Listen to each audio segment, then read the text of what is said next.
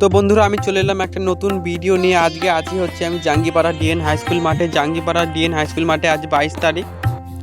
আজকে 22 তারিখ তোমাদেরকে বলে দিলাম। আর এই 22 তারিখই উদ্বোধন হয়ে যাচ্ছে আমাদের জাঙ্গিপাড়া ডিএন হাই স্কুল মাঠে গ্রন্থমেলা। তো আমি চলে এসেছিলাম ভিডিও করতে তোমাদের জন্য। দেখতেই পাচ্ছ কত সুন্দর করে গেটটা তৈরি করেছে।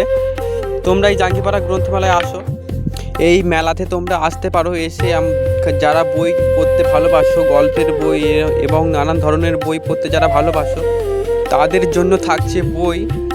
আরও অনেক কিছু আছে। তোমরা এই মেলায় এসো আর নানান ধরনের জিনিস পাবে এই মেলার মধ্যে।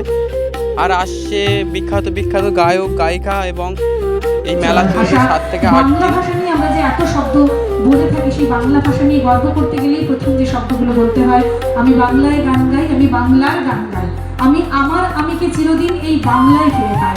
এই বাঙালি এবং বাংলা হওয়ার যে গর্ব, যার গান, যার শব্দ, যার সুরের মধ্যে দিয়ে আমরা পাই, সেই শ্রদ্ধেয় প্রয়াত সঙ্গীত শিল্পী প্রতুল মুখোপাধ্যায় মঞ্চে।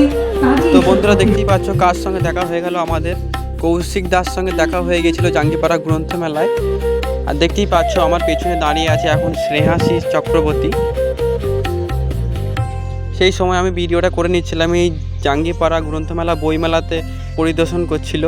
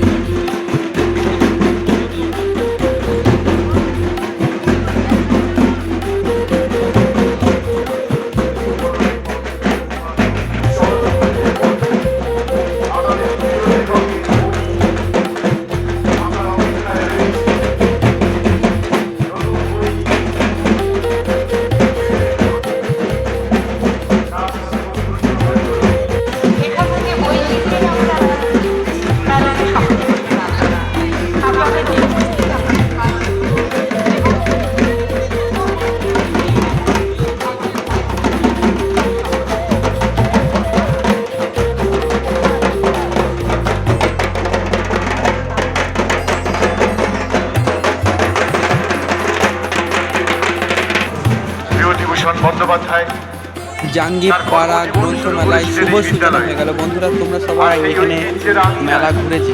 39তম হুগলি জেলা গ্রন্থমেলার শুভ সূচনা হতে চলেছে এই মুহূর্তে। আমরা এই গ্রন্থমেলার উদ্বোধন সম্মানীয় তিনি রয়েছেন মূল প্রবেশদ্বারে নারায়ণ